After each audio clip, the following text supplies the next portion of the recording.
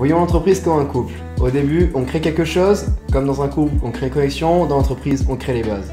Ensuite, il y a la phase de développement. Par exemple, dans le couple, l'amour devient de plus en plus fort et dans l'entreprise, on peut parler de la notoriété et des ventes qui grossissent. Après, il y a la phase de ralentissement, où il y a une routine qui s'installe dans le couple et dans l'entreprise, c'est la routine avec des habitudes qui se forment pour consolider la boîte. Et après, il y a la dernière phase, le déclin, où le couple est au bord de la rupture et l'entreprise doit licencier et peut arriver au bord de la faillite. Salut les gars, c'est Marketing Crew et aujourd'hui on va parler de la courbe de vie de l'entreprise et on va voir comment gérer n'importe lequel de ces moments de vie de notre entreprise avec le management. Comment gérer les phases de l'entreprise et comment manager ses équipes pour que tout se passe bien. Bien évidemment, la première phase dans la vie d'une entreprise, c'est sa création. C'est le moment où il n'y a que le fondateur et à la limite quelques collaborateurs. La phase de création pourrait se résumer à un moment où il y a des activités qui sont nécessaires à la création d'entreprise. Elle voit la mise en place d'un business plan, une stratégie pour se développer et avoir les premiers revenus. Dans cette phase, on peut aussi s'occuper de chercher des investisseurs et des partenaires potentiels. La nouvelle entreprise rassemble les différentes ressources dont elle a besoin, finances, personnel, informations. Parlons maintenant de la culture de l'entreprise par rapport au management dans la phase de création. Une culture d'entreprise est un ensemble de valeurs communes, des rites, des traditions, des codes vestimentaires, façon d'exprimer, méthode de travail, savoir-faire, effets marquants et blablabla.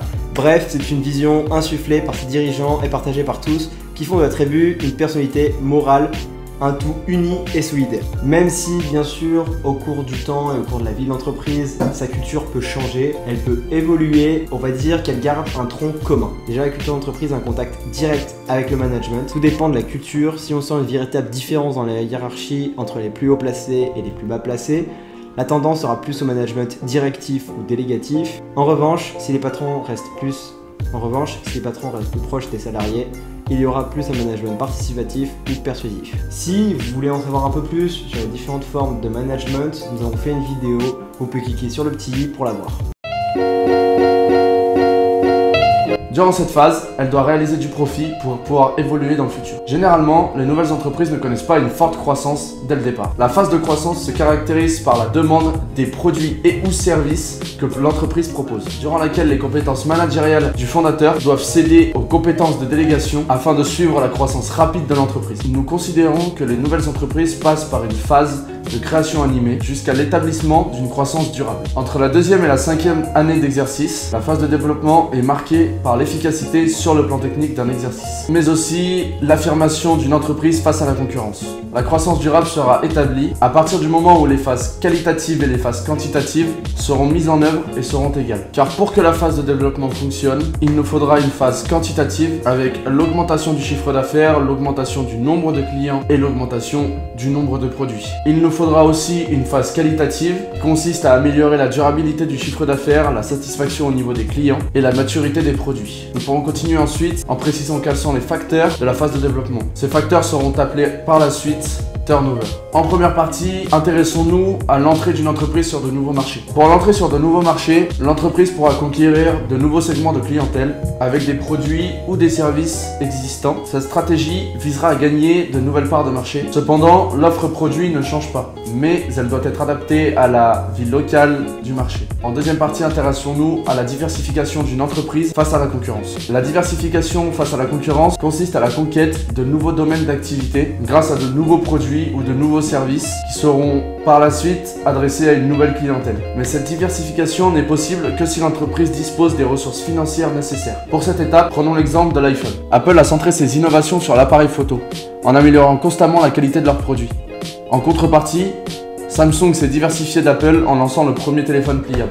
L'entreprise est condamnée à partir de cette phase de développement à exercer au moins une des étapes énumérées avant, car sinon, elle devra s'attendre à enregistrer des pertes. Nous pourrons dire pour finir que la phase de développement est la phase la plus importante pour une entreprise, car elle lui permet au final de se lancer, mais c'est cette phase qui comporte le plus grand nombre de risques. Ces risques peuvent être diminués par des tests, une bonne observation et des actions simples.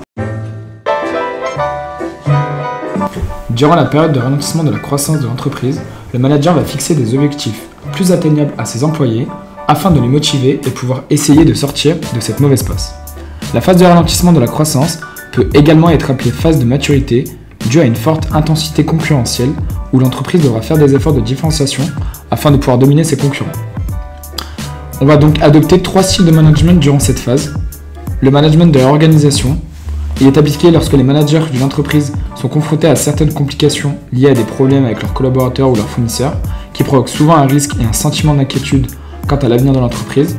C'est-à-dire lorsque les résultats d'une entreprise ne sont pas bons, le manager va commencer à réfléchir sur ce qu'il doit changer dans son effectif. Également, il y a le management de consolidation. Lui, il a pour objectif de rassembler et de renforcer la cohésion entre les différents membres du projet, comme s'il ne formait qu'une seule entité au sein de l'entreprise. Le troisième style de management est le management de réflexion.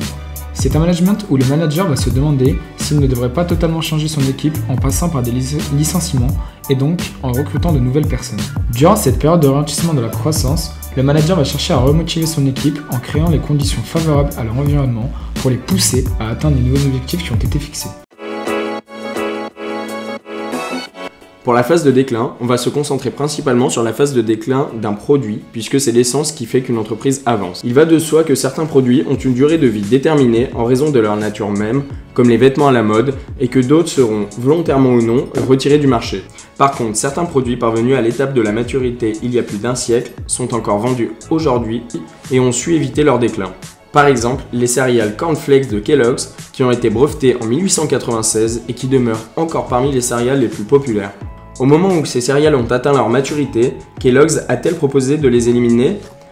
Les exemples de ces natures abondent. Il suffit de jeter un coup d'œil autour de soi pour se rendre compte que les gens consomment chaque jour de nombreux produits qui sont arrivés à l'étape de la maturité ou à celle du déclin. Par exemple, même si elles se renouvellent constamment, les automobiles demeurent foncièrement un moyen de transport indépendant permettant une mobilité accrue. Les produits matures et déclinants représentent probablement la moitié de l'économie française. Par conséquent, il importe de distinguer le cycle de vie d'un marché et celui d'un produit particulier. Il est intéressant de constater que des entreprises conservent délibérément des produits en déclin à la fin de leur vie, voire qui ont dépassé celle-ci. Pour la plupart d'entre elles, cette décision d'affaires ne se fonde pas souvent sur une analyse rationnelle et sur une bonne compréhension du marché. Qui veut éliminer un produit et les revenus qu'il génère ? Donc, pour déclarer un produit obsolète, 2 trajectoires sont possibles. D'abord, la décision elle peut être prise sur un seul critère ou plusieurs critères, comme le volume des ventes, l'augmentation des coûts ou encore d'autres paramètres. Si Kellogg's avait suivi cette démarche, les céréales Corn Flakes seraient obsolètes depuis des lunes. En d'autres mots, une décision judicieuse ne peut s'appuyer sur un nombre trop limité de critères. La plupart du temps, lorsqu'une entreprise est en déclin, elle licencie et prend des mesures drastiques pour pouvoir rester compétitive. Mais d'autres stratégies de management peuvent être adoptées.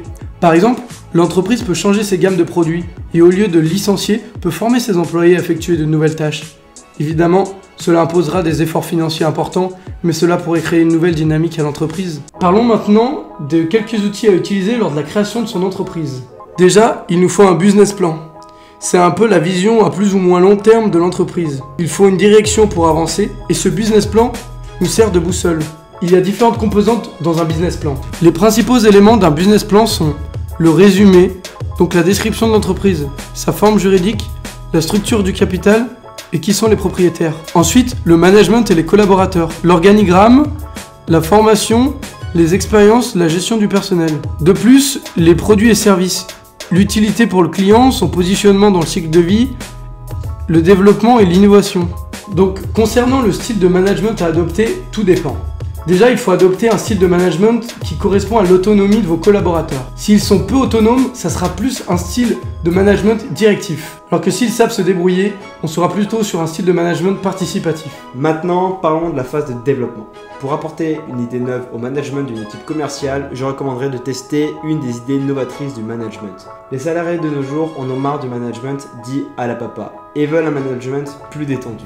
C'est-à-dire qu'ils veulent un manager à l'écoute des salariés, les connaissant vraiment et s'intéressant à eux, pour qu'ils aient l'impression d'exister et de servir réellement à quelque chose. Il nécessite aussi un point non négligeable selon leur demande. Le manager doit avoir confiance en ses salariés pour que l'entreprise puisse fonctionner dans de bonnes conditions. Pour obtenir comme résultat une plus grande longévité pour ce qui est du développement d'une entreprise, maintenant par rapport à la phase de ralentissement, aussi la mise en place de stratégies pour rendre le travail plus agréable aux salariés avec comme par exemple des salles de repos ou même de massage afin qu'ils soient le plus productifs dans leur travail sans stress et sans pression. Google est une entreprise qui a déjà adopté cette stratégie. De plus, il y a une étape en continu sur la vérification, la validation et la maintenance du programme afin qu'il soit respecté et suivi dans le bon ordre par tous les salariés. Une entreprise, elle a 4 phases dans sa vie. Il va donc falloir s'adapter à chaque phase. Mais il va aussi falloir gérer l'entreprise en fonction de celle-ci. S'adapter à chaque phase permet de mieux gérer son entreprise. Cela permet aussi d'avoir un gain de productivité et de mieux appréhender la suite. Nous ne détenons pas la vérité absolue. Donc si vous avez un avis différent, n'hésitez pas à le mettre en commentaire juste en dessous. C'est tout pour la vidéo. Si vous l'avez aimé, n'hésitez pas à mettre un like et à vous abonner juste en dessous. Nous, on se retrouve la semaine prochaine pour une nouvelle vidéo. C'était le Marketing Crew. Ciao.